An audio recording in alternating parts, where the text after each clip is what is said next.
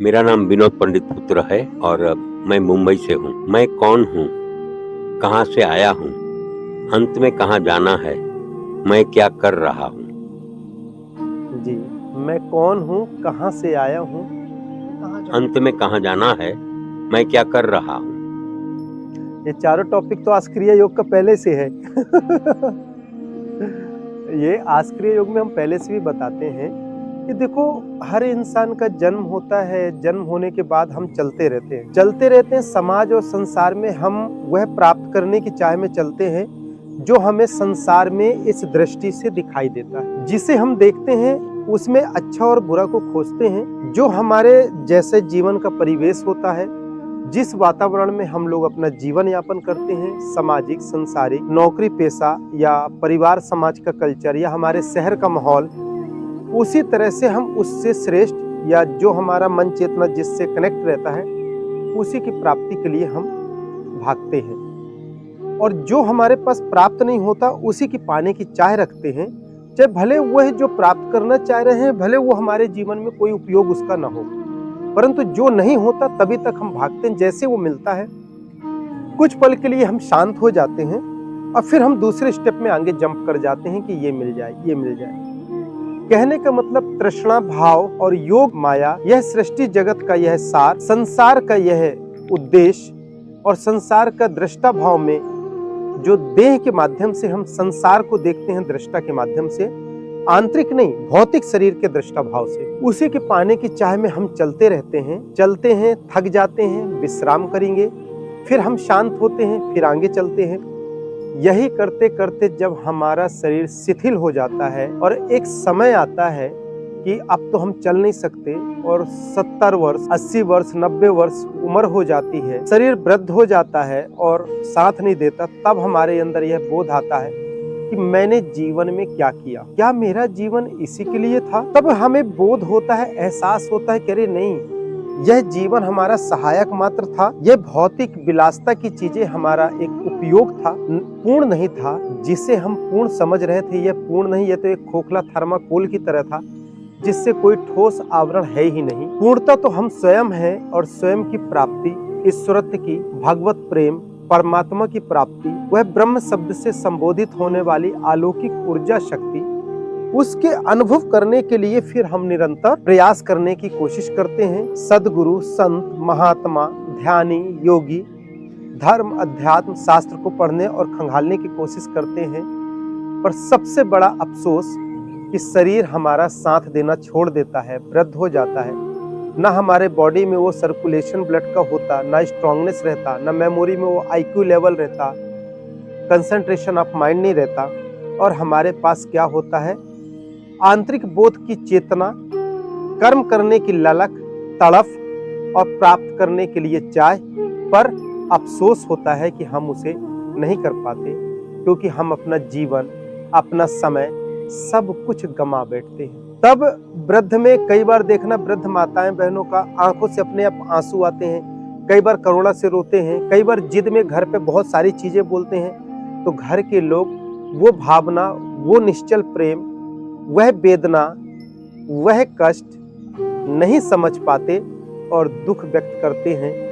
तो युवा वर्ग में जो आज की न्यू जनरेशन, मॉडर्नाइजेशन के जो आज का जो मॉडर्न साइंस है, मॉडर्न परिवेश है, इस परिवेश में रहने वाले बच्चे बहू नहीं समझ पाते और फिर उनका क्या होता है कि आपस में लोगों की टेलीपैथी और विचार और भावनाएं मिलना बंद हो जाती है, जिससे घर पे एक विवाद की स्थिति बनती है और अपने आप को अशांत महसूस करते हैं। क्योंकि वो जो सोचते हैं वृद्ध, वो किस करुणा, किस वेदना से कहते हैं कि हमने बच्चा है, पाल पोस के बड़ा किया तो एक राइट्स है, तो उनके उस भावना, उनके उस कष्ट और दर्द को नहीं समझते और फिर वो क्या करते हैं, या तो सोचते हैं कि इनको किनारे करो, प्रॉपर्टी लो, या फिर इनको ओल्ड एज होम भेज दो। क्यों? क्योंकि ये स्थिति बनती है मनोदशा के कारण। और मनोदशा की स्थिति क्यों बनती है? क्योंकि जब चेतना और शरीर बाहर नहीं जाता तो शरीर विश्राम की अवस्था में होता है, चाहे हम बेड रेस्ट में रोग के माध्यम से हो, शरीर के माध्यम से हो, या चौथापन हमारा अवस्था नहीं है तो घर में किसी भी एंगल से हम रेस्ट की पोजीशन में आते हैं। और आप सभी जानते हैं कि प्राप्ति भागने से नहीं, विश्राम से होती। जितना हम शांत होंगे, जितना हम शांत चित्त से बैठेंगे, जितना विश्राम देंगे इस शरीर को, उतना मानसिक स्थिति हमारी मजबूत होती है, मानसिक गणना मजबूत होता है। और ऐसी स्थिति में हम जितना विश्राम करेंगे उतना आंतरिक ऊर्जा की प्राप्ति होती है। तो मैं कौन हूँ, इसका उत्तर विश्राम की अवस्था में मिलता है। और मैं कहां से आया हूं, इसका उत्तर आस क्रिया योग जैसे अलौकिक क्रिया जब करेंगे तो ध्यान की गहराई में जाएंगे। प्रत्येक मानव प्राणी के शरीर के 3 अवस्था होते हैं, सब लोग जानते ही हैं। आस क्रिया योग से जुड़े आप लोग जो बैठे हैं तो आप लोग तो जानते हैं कि नहीं जानते, बताओ आप सभी, तेज बोलो, सुनाई देना चाहिए ना। जानते हैं ना, क्या जानते हैं बताओ, बोलो। कितने रूप हैं आपके शरीर के? स्थूल शरीर, सूक्ष्म शरीर आणि कारण शरीर। कारण शरीर, वेरी गुड। सूक्ष्म शरीर, स्थूल शरीर और कारण शरीर। जब हमारा वृद्ध होने पे कारण शरीर चलने की स्थिति में नहीं रह जाता, स्थूल शरीर चलने की अवस्था में नहीं रह जाता, तो हमारा कारण शरीर causal body and subtle body, astral body भी कहते हैं, सूक्ष्म और कारण शरीर भी कहते हैं। तो ये शरीर हमारा अंदर खोजने की कोशिश करता है। जब हम अंदर खोजते हैं तो हमें विश्राम की अवस्था में मैं कौन हूं का जवाब मिलता है। जाना कहां है, उस परमात्मा पार ब्रह्म परमेश्वर की अनुभूति, उस ब्रह्म प्रकाश ऊर्जा की अनुभूति। वह ब्रह्म प्रकाश, वह ब्रह्म ऊर्जा चेतना जो बिग बैंग थ्योरी के ऊपर की चीजें हैं, जो पार्टिकल्स और डस्ट फॉर्म्स, इतना बड़ा ब्रह्मांड और गैलेक्सी यूनिवर्स का निर्माण हुआ, उस गैलेक्सी यूनिवर्स और उस डस्ट फॉर्म पार्टिकल्स को बनाने वाला कौन है, जिसे एक ऐसी इनफिनाइट एनर्जी कह ले जिसका वर्डों से एक्सप्लेन नहीं किया जा सकता, जिसे शब्दों से तौला नहीं जा सकता। ऐसे अलौकिक ऊर्जा, अलौकिक चेतना, अलौकिक शक्ति को हम ब्रह्म प्रकाश शब्द से संबोधित करते हैं। जैसे क्वांटम थ्योरी, क्वांटम मैकेनिज्म, हम कहते हैं मेडिटेशन में आप नैनो पार्टिकल्स फॉर्म में जाते हैं। हम उस nano infinite nano particles, infinite not infinite particles, because infinite nano particles दिखता तो ये कुछ भी नहीं है, माइक्रोस्कोप का तो एक क्रम है लेवल तक। उसके बाद फिर ये नैनो चालू होता है, जहां माइक्रोस्कोप और साइंस के डिवाइसेस जहां से देखना बंद कर देती है, वहां से ये देखना चालू होता है। और ये विज्ञान, ये ज्ञान प्रत्येक मनुष्य प्राणी के शरीर के अंदर छुपा हुआ है। किसी भी इंसान को दूसरे के पास खोजने की जरूरत ही नहीं है, हर इंसान अपने शरीर के अंदर खोज सकता है। प्रत्येक इंसान इस नैनो पार्टिकल्स एनर्जी को फील कर सकता है। एक सूरज निकलता है तो पूरी दुनिया का अंधकार चीर देता है। इस प्रकार 1,28,00,000 सूर्य की तेज प्रत्येक इंसान के अंदर छुपी हुई है, जिसे इंसान आस क्रिया योग के माध्यम से, डीप मेडिटेशन साधना के माध्यम से मैं कौन हूँ, जाना कहाँ है, क्या करना था, क्या कर रहा हूँ, मेरे जीवन को उद्देश्य क्या है, मैं शरीर नहीं मैं आत्मा हूँ, मैंने इस देह को धारण किया है। तो इस देह के अंदर जब विश्राम में जाओगे तब आप इस क्वेश्चंस के आंसर स्वयं पालोगे। ये मेरे जीवन का अनुभव है तो मुझे पता है, आप करेंगे तो आपको अनुभव मिलेगा। तो जब हम इस क्रम में चलेंगे तो ये सारे उत्तर मिलेंगे, और उत्तर मिलने के साथ, आंसर्स के साथ, आप जब इस पार्टिकल्स फॉर्म में जाएंगे तो आपके बॉडी के अंदर अरबों खरबों neutron, proton, electron, alpha, beta, gamma और बहुत सारे साइंस के वर्ड हैं, जिस माध्यम से वो एनर्जी और एनर्जी का मैकेनिज्म हमारे अंदर छिपा हुआ है। तो उस मैकेनिज्म के अंदर जब जाएंगे तो एक सेल्स के रिसर्च में जाएंगे, ओनली फॉर 1 सेल्स के रिसर्च में जाएंगे। तो एक सेल्स के रिसर्च में इस प्रकार हजारों सूरज की तेज, जो सूरज निकलता है रोशनी देता है, हजारों सूरज की तेज की रोशनी एक सेल्स के एक्टिव होने में, उस प्रकाश में ये समा जाएगा और पता नहीं चलेगा कि कहाँ गया। ये है बॉडी के अंदर के न्यूरॉन, सेल्स, ऑर्गन्स की पावर, ये है स्पिरिचुअल साइंस की पावर, ये है स्पिरिचुअल एनर्जी। और जब एक सेल्स, एक कोशिका के अंदर का डिफाइन, जो हमने बोध किया अपने लाइफ का, जो 25 वर्षों से जो रिसर्च किए और 50,000 वर्षों के दादा गुरुदेव की दिव्य ज्ञान, अनुभव, यात्रा, पूर्व जन्मों की ऊर्जा शक्ति को जो उन्होंने दिया, और एक सेल्स में आपको हजारों सूर्य की तेज की रोशनी समा जाएगी और उस कोशिका के एनर्जी फॉर्म को आप कंप्लीट नहीं कर पाएंगे और एनर्जी की इनर जर्नी को स्टॉप नहीं कर पाएंगे, इनफिनाइट है। तो सोचो आपके शरीर के अंदर कितना सेल्स है, अरबों खरबों, फिर डिफरेंट टाइप्स ऑफ सेल्स है। ब्लड वाला अलग, व्हाइट सेल्स वाला अलग, कटे तो रोकने वाला अलग, सेंस देने वाला अलग, विचार वाला अलग, रीडिंग वाला अलग, आई कांटेक्ट वेव्स वाला अलग, पता नहीं कितने हैं। मैं साइंस का स्टूडेंट नहीं हूँ, मुझे तो ये प्रॉपर पता नहीं, पर डीप मेडिटेशंस में जो मैंने रियलाइज किया, अनुभव किया, जो फील होता है उसे कुछ साइंस और बाहरी शब्दकोशों को हेल्पिंग वर्ड के तौर पे लेके उसे एक्सप्लेन करने की कोशिश करते हैं। पर ध्यान साधना में जरूरी नहीं कि आप पढ़ के ही इस ऊर्जा को अनुभव करें। आप इतिहास उठा के देखिए सनातन का, हमारे बड़े बड़े ऋषि मुनि, योगी जन, तपस्वी कुंद्राओं में जन्म से ही चले गए, साधना किए, तपस्या किए। उन्होंने बाहरी डिग्री और पढ़ाई नहीं की, परंतु अंदर की जो उन्होंने पढ़ाई की, मैं कौन हूँ, मेरे जीवन को उद्देश्य क्या है, देह क्यों मिला, ये शरीर निर्मित कैसे हुआ है, शरीर किन पदार्थों से बना है, किस ऊर्जा शक्ति से बना है, यह 5 एलिमेंट से कैसे बॉडी बना है। यदि 5 एलिमेंट से हम सबका बॉडी बना हुआ है तो ये बताओ, चित्त, जल, पावक, गगन, समीरा, जल तत्व, आकाश तत्व, अग्नि तत्व, पृथ्वी तत्व, वायु तत्व। हवा से कोई आज तक जीत पाया है? अग्नि यदि अपनी आ जाए प्रकोप में तो दुनिया में कोई डिवाइस है जो उसको कंट्रोल कर पाए? कई ऐसे जंगल हैं आउट ऑफ कंट्री जहां हजारों साल से आग जल रही, कोई नहीं बुझा पाया। आज आधुनिक विज्ञान भी उस पर काबू नहीं पाया, प्राकृतिक पे। जल अपना सुनामी ले आए, समुद्र थोड़ा सा हिल जाए तो क्या स्थिति होगी? पता नहीं कि धरती रहेगी, हम रहेंगे भी कि नहीं रहेंगे। हवा आ जाए या आकाश का जो ग्रेविटी है और जो गुरुत्वाकर्षण के बीच में ये हमारा पृथ्वी ग्रह का जो एक मोशन है, गति से घूमता है, तो एक जो मैग्नेटिक सिस्टम है जो इसको घुमाता है और जिसमें हम सब चल रहे, इस तरह से कई ग्लोब, कई गैलेक्सी घूमते, इवन यूनिवर्स भी घूमता है।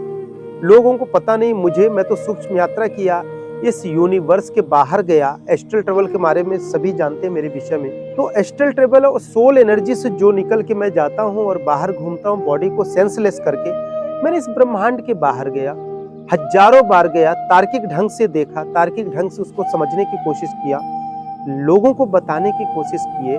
तो वो ब्रह्मांड का ग्लोब भी घूमता है पर वो दिखाई नहीं देता कि घूमता है। कैसे? जैसे पृथ्वी घूम रहा पर किसी मनुष्य प्राणी को समझ में नहीं आता कि घूमता है। पृथ्वी के साथ ऊपर प्लेन में चलो तो प्लेन को तो नहीं घूमना चाहिए ना, पर इसके ऊपर का जो गुरुत्वाकर्षण का जो उसका एक ग्रेविटी वाला जो एरिया, वो सब चीज इसके मोशन में है, सारी चीजें हैं। सूरज का अपना है, सबका अपना है। इसके अंदर मल्टी यूनिवर्स है। मल्टी यूनिवर्स में दे आर 9 प्लैनेट्स, तो सब लोगों ने पढ़ा, ज्योग्राफी में थोड़ा बहुत हम लोगों ने भी पढ़ा कि ये Mercury, Venus, Earth, Mars, Jupiter, Saturn, Uranus, Neptune, Pluto. इसके अलावा भी इन्फिनाइट प्लैनेट्स हैं।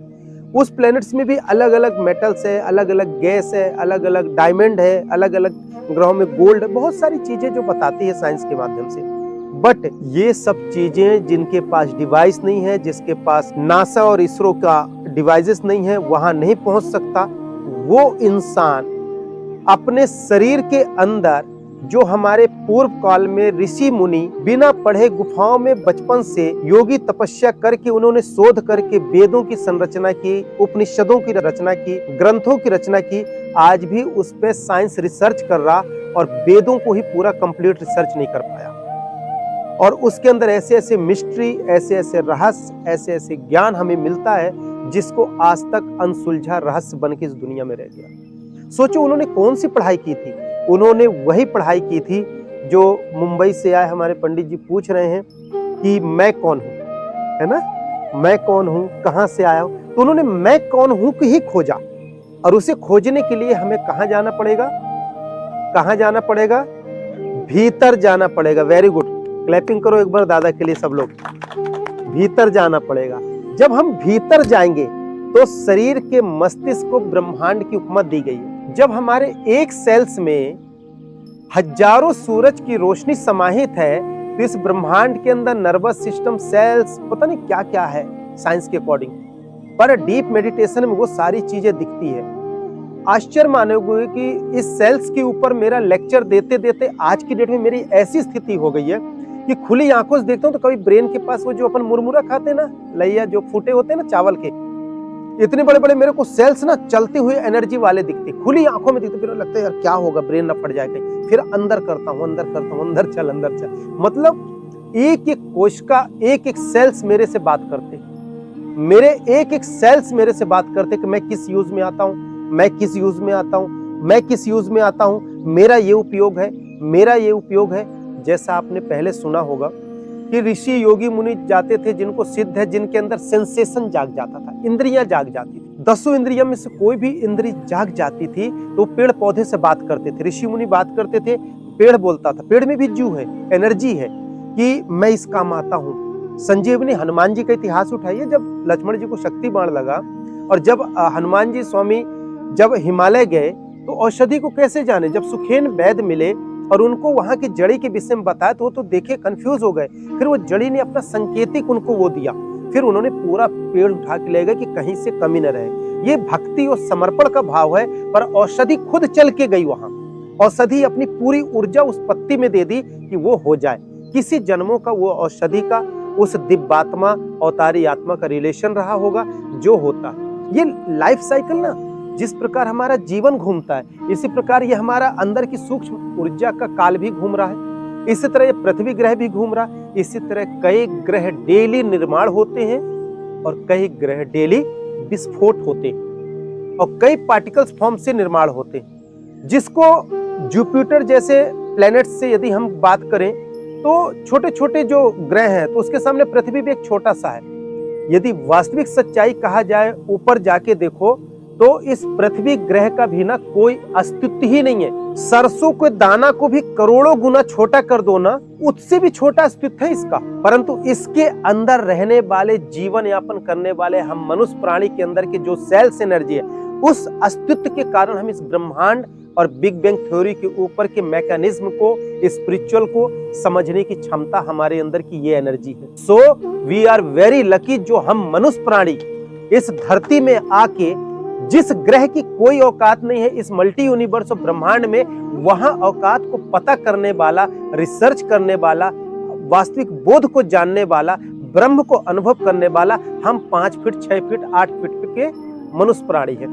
यही प्रवचन 500 साल पहले होता तो मैं कहता 12 फीट के हम मनुष्य प्राणी है। यही सत्संग आज से 1000 साल पहले होता तो मैं कहता 16 फीट के ये मानव प्राणी है ना।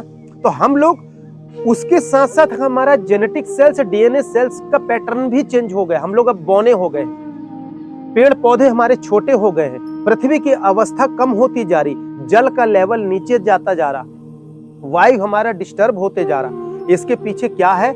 हम लोग बाहरी आवरण पे काम कर रहे हैं, अपने अंदर की मैकेनिज्म पे काम नहीं कर रहे। पूरी दुनिया की इंजीनियरिंग हमारे ब्रेन और शरीर के अंदर समाहित है, हर मनुष्य प्राणी के अंदर।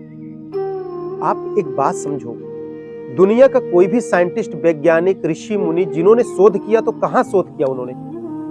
क्या किसी ने किसी मशीन पे शोध किया? नहीं, गलत फॉर्म है, इसीलिए हम लोग सक्सेस नहीं है।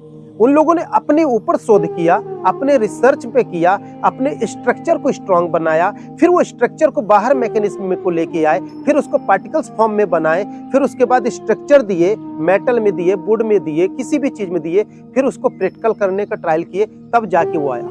विद्युत तरंग ही सोच लो, यदि निकोला टेस्ला ने बिजली बनाई और जितने भी साइंटिस्टों ने जो भी खोज की, तो उन लोगों ने जो बनाया तो उसका जो स्पार्क एक अलग अचानक घटना घटी, जो स्पार्क हुआ एनर्जी का, तो वो सभी के साथ, बहुत निचोड़ की बात बता रहा हूं, एक इत्तिफाक था, बिल्कुल इत्तिफाक था लोगों के साथ कि वाओ, ये करने से ये चीजें क्रिएट हो गई, हाउ इट वाज पॉसिबल, कैसे हो सकता। और फिर वही आविष्कार का एक क्रम चला।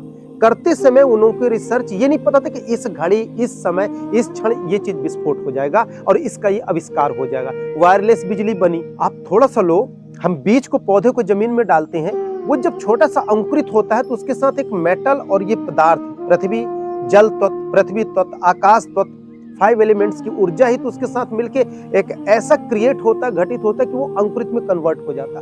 पर उसको खुद बीज को पता नहीं होता कि मैं कब प्रस्फुटित हो जाऊंगा, पता नहीं होता, ये एक इमेजिन होता, ये एक घटित होने वाली घटना है। प्राकृतिक में, बाहरी आवरण में भी और अंदर भी, और मस्तिष्क के अंदर भी, और सामाजिक सफलता में भी, संसारिक कार्य में भी, हर चीज में ये चीजें एक इमेजिन होती है, आश्चर्यचकित होता है लाइफ में। उसी तरह से हमारे जीवन में होता है। कब? जब हम अंदर डीप मेडिटेशन करते हैं तो बड़े से बड़े शोध, बड़े से बड़े रिसर्च, बड़े से बड़ा ज्ञान, बड़े से बड़े अद्भुत अलौकिक ऊर्जा हम इसको प्राप्त कर सकते हैं। जैसे आप ऋषि मुनियों को ले लें, आप बहुत सारे राजा महाराजाओं के विषय में सुने हैं। उनमें से एक अष्टवक्र के दृष्टांत में राजा जनक के विषय में भी सुने हैं। राजा जनक अकेले थे जिनको राजा विदेह कहा गया है, जिनको देह का भान नहीं हुआ, जिसको अंदर का भान रहा। आत्म साक्षात्कार के बाद उन्हें पता नहीं चला कि मेरा बोध है शरीर, क्योंकि शरीर का उन्होंने गुरु को दान कर चुका था, तो शरीर पर उनका कमांडिंग नहीं था। तो ये सब चीज कैसे पॉसिबल हुआ? सूक्ष्म शरीर और कारण से, वो घटित घटना घटी।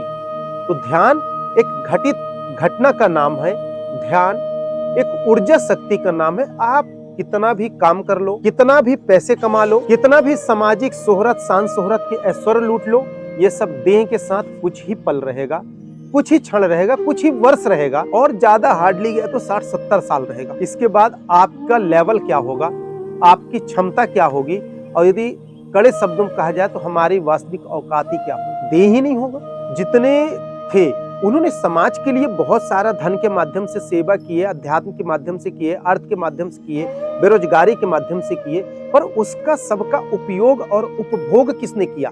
देह ने किया, विचारों के माध्यम से किया और आत्म ऊर्जा के माध्यम से किया। सोल एनर्जी निकली, body is senseless, is no more. अब फिर उसके बाद क्या? सब धारा में ही धारा का धारा रह जाएगा। धारा मीन्स धरती और धारा मीन्स संपत्ति, और यहीं का धारा यहीं का यही रह जाएगा।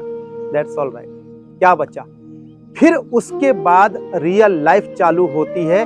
उसके बाद भी हम हैं, और हम थे, हैं और रहेंगे। हम अजय अमर अविनाशी हैं। ना हम कभी मरे, ना हम कभी मरेंगे, ना हमारा अस्तित्व कभी मिटा है, ना हम कभी मिट सकते, और न दुनिया में कोई हमें मिटा सकता है। कौन? अर्थात सच्चित आनंद परमात्मा रूपी यह आत्मा। मैं शरीर नहीं, मैं आत्मा हूं, और मैं परमात्मा का वंशज। आपका देह की पहचान आपका दादा, पिता, माता और जो है देह का आवरण है।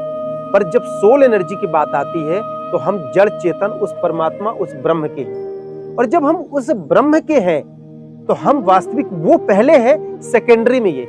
यदि किसी के जन्म हो और अबोध बालक का जन्म हो और उसके अंदर आत्मा न हो तो क्या उसको रखेंगे? क्या वो बढ़ जाएगा? क्या उसकी ग्रोथ हो सकता है? क्या वो बड़ा हो सकता है? क्या वो पढ़ाई कर सकता है? क्या पेरेंट्स को छीन सकता है? तो ऐसा पॉसिबल है नहीं ना। तो कौन हुआ? प्रथम कौन हुआ? आत्मा। और किसका हुआ?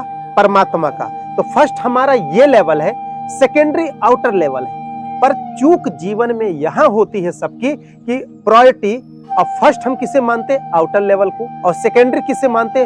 भोग विलास को। थर्ड लेवल किसे मानते? आराम को। फोर्थ किसको मानते? कमाने धमाने को और ऐश्वर्य और अहंकार को। फिफ्थ लेवल हम किसे मानते? अपना खुद का मैं, यम है हम वाली बात होती है ना, तो इसको। और फिर क्या लेवल जाता है? 9 तक जाने के बाद जब जीरो की बात आती है, जीरो आध्यात्मिक प्राप्ति का मार्ग है, तो कहते हैं कि हम क्या हैं। तब तक कहां पहुंच जाते हैं?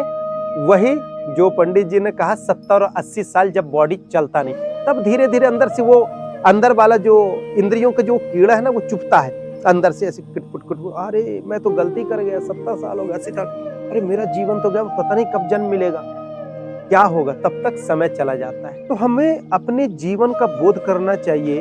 हम बड़े सौभाग्यशाली हैं कि कई जीव योनियों से गुजर के हमने मनुष्य तन को पाया। एक कीड़ा भी है, वो भी अपने जीव से रक्षा करता, शरीर से प्यार करता है।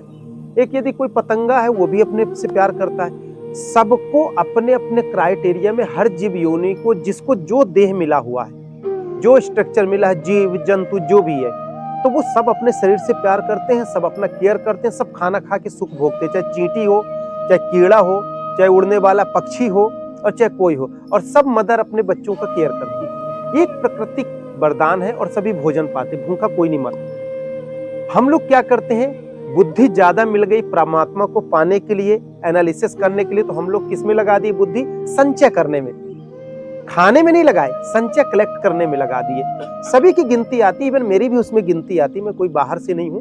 परंतु इस संचय के साथ साथ यदि आप कुछ संचय अपने इनर एनर्जी को कर ले, कुछ संचय इनर बेस फ्रिक्वेंसी को कर ले, कुछ संचय आप अंदर की इनर सेल्स को कर ले, मैं तो बता रहा हूँ सेल्स का लेक्चर देते देते देते ना मेरे को शरीर के अंदर ऐसे कड़पड़ ऐसे चलते चलते दिखते हैं पूरे, जैसे बाहर आप लोगों को कीड़े वीड़े नहीं दिखते चलते बड़े ऐसे चलते, पर वो कभी नीला प्रकाश से चलता दिखेगा, कभी लाल, कभी मेरा सर ऐसे बड़ा बड़ा दिखेगा।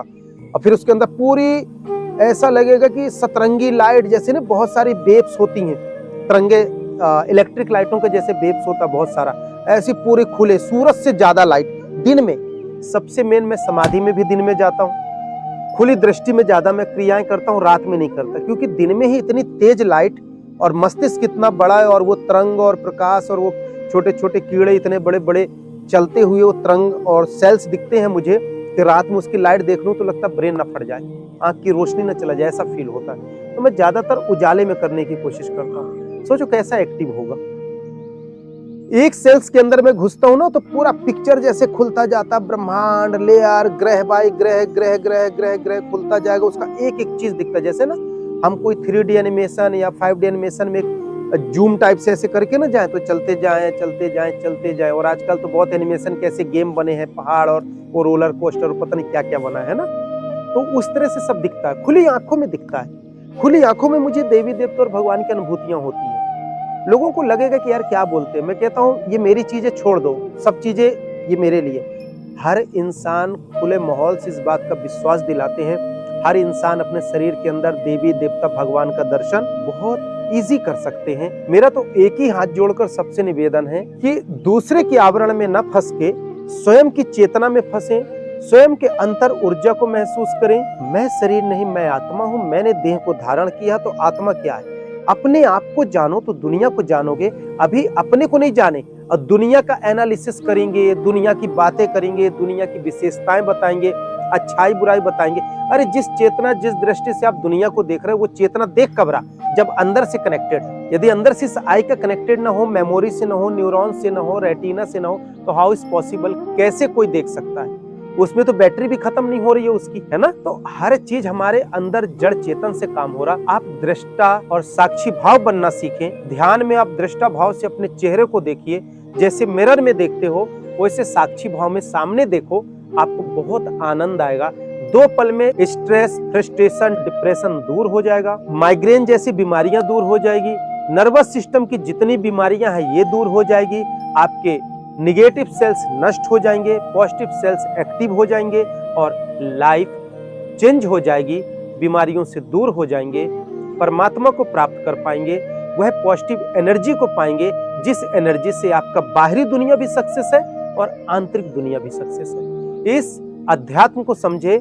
आस क्रिया योग स्पिरिचुअल साइंटिस्ट और स्पिरिचुअल साइंस को लेके आता है और शरीर के अंदर की वह स्पिरिचुअल एनर्जी को बताता है जिसे अनुभव करके आप अपने जीवन को बदल सकते हैं, जो हजारों जन्मों में आपको नहीं मिला। विश्वास है मेरा ऐसा कि सही कर्म करोगे, सही दिशा धारा में चलोगे तो घर बैठे आप लोग पा सकते हो। इवन मेरे पास भी आने की जरूरत नहीं है। अपने भीतर जाओ, अपने अंदर घुसो, अपने अंदर प्रेम करो, अपने सोल एनर्जी को देखो, मन चेतना को साक्षी भाव समझो और मन चेतना के माध्यम से देखो, लाइफ बदल जाएगी। इन्हीं शब्दों के साथ विश्राम। जय गुरुदेव। ओम शिव शक्ति नमः। ओम।